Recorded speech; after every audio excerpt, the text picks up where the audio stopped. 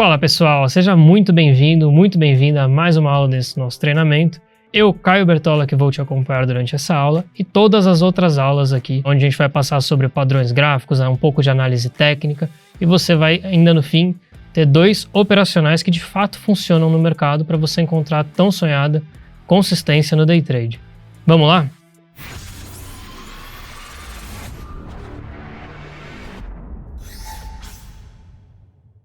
Vou começar compartilhando a tela aqui e a gente vai então entrar agora no tema de padrões gráficos.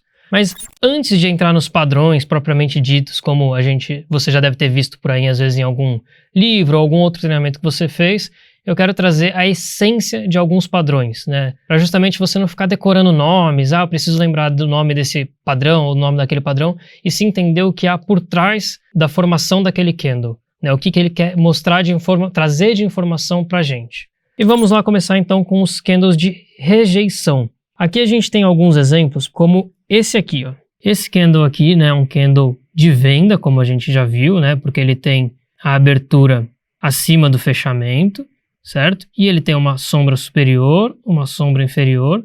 E você percebe que a sombra superior dele é bem grande, mesmo comparada com o corpo e principalmente com a sombra inferior, tá? Então, ele tem uma sombra superior muito grande, candle de venda com uma sombra superior muito grande. E onde ele está? Se você reparar, ele está numa região aqui bem importante, né? Justamente na máxima desses candles do começo do dia e dessas duas barras. Isso a gente vai falar mais para frente em suportes e resistências, tá?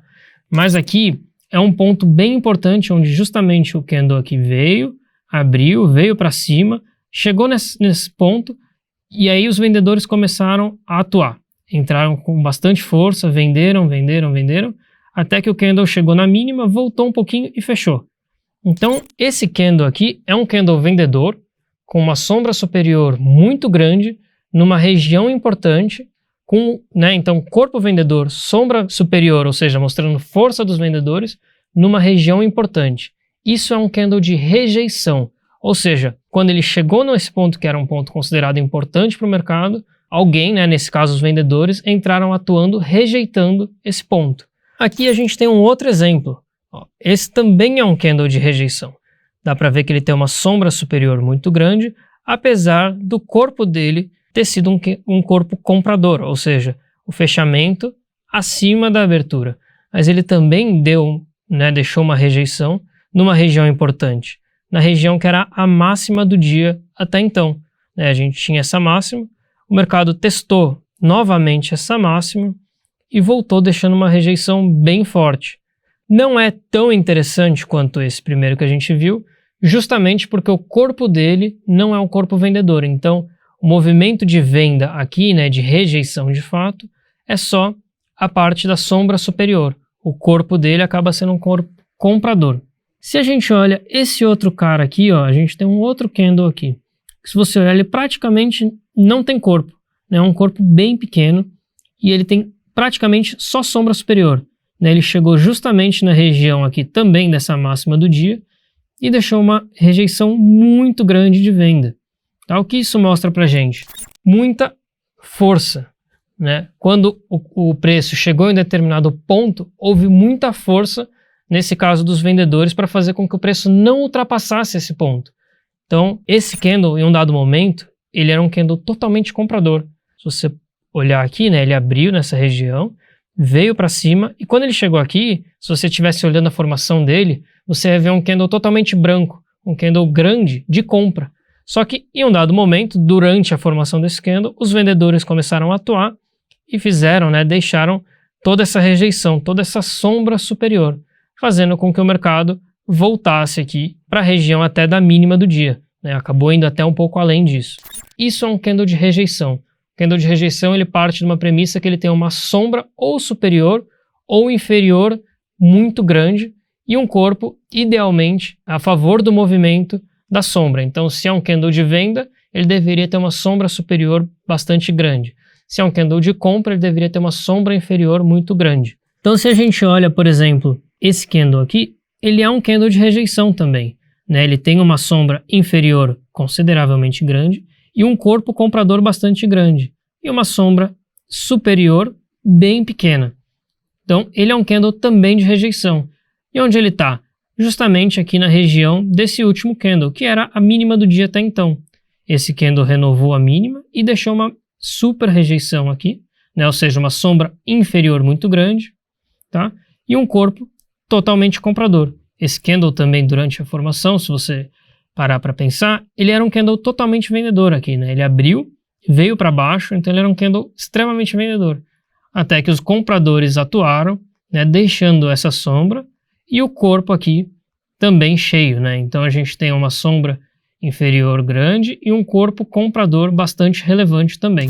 Então esse é um candle de força, e é um candle de força considerado de força com rejeição. Então ele está rejeitando ou um ponto específico ou uma região de preços, tá? Você vai ver depois que existem alguns nomes para esses padrões, né? Mas a ideia, de novo, é captar a essência, qual a informação esse candle está passando para a gente.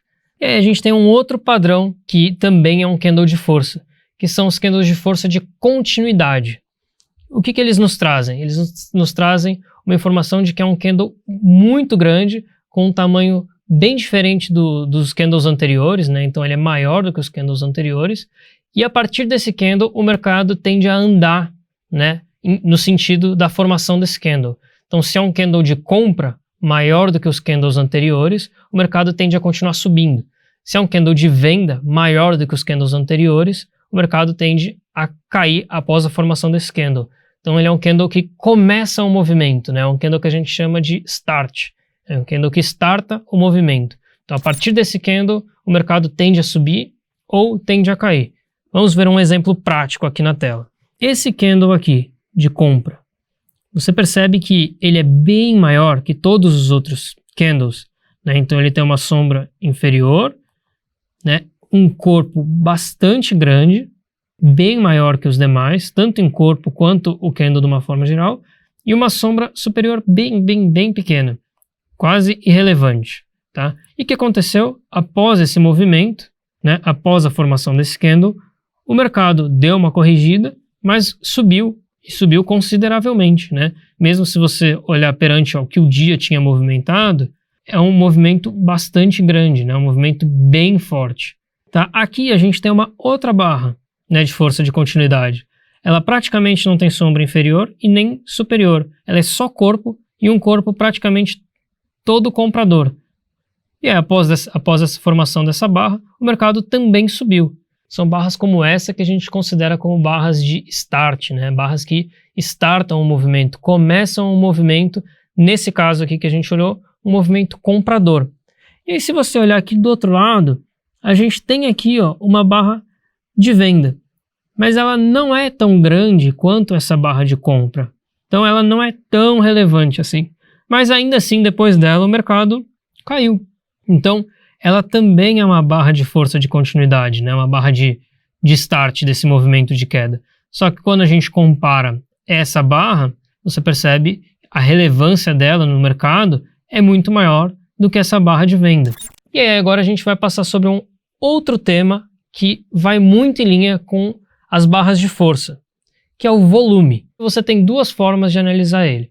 O volume financeiro, que é a quantidade, né, no caso em reais, né, que foi negociado durante aquele candle, ou em número de negociações. Então, quantas negociações, basicamente, né, foram feitas durante aquele período que você está analisando, durante a formação daquele candle. Vamos olhar aqui o volume junto com a formação dos candles, tá?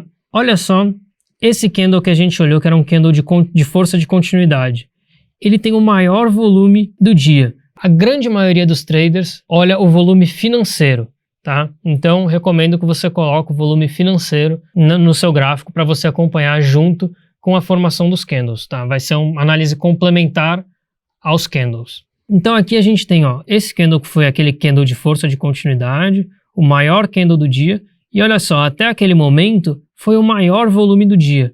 Depois ele acabou se provando também o maior volume do dia de uma forma geral. Mas essa informação da direita você não tinha quando esse candle foi formado, né?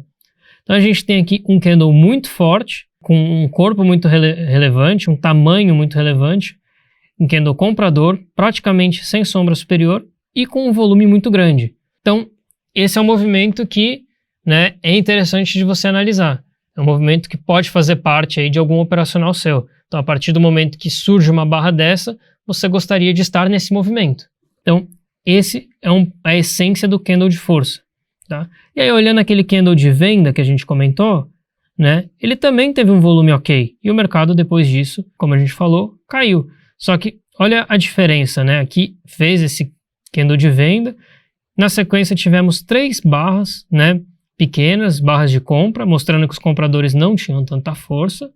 E aí sim, na sequência, o mercado caiu. E caiu numa velocidade não tão intensa, vamos dizer assim. Já esse candle aqui, que foi um candle de compra muito forte, com muito volume, teve um candle vendedor e na sequência o mercado disparou com uma sequência de barras compradoras bem grandes, levando o mercado a um patamar bem acima, né, comparado com o que ele vinha negociando antes. Então, quando você olha esse movimento comprador e compara com esse movimento de venda, o movimento comprador é muito mais intenso, muito mais rápido, muito mais forte. E isso se originou nessa barra, que foi uma barra, de novo, de força, de continuidade, com bastante volume. Então, nessa aula, passamos por volume e por candles de força, a essência do candle de força. Sem decorar nome, sem precisar lembrar o que é um martelo, o que é um engolfo, a gente vai falar disso mais pra frente, mas hoje foi a ideia trazer a essência da força de um candle, tanto candles de rejeição quanto candles de força de continuidade. Te vejo numa próxima aula.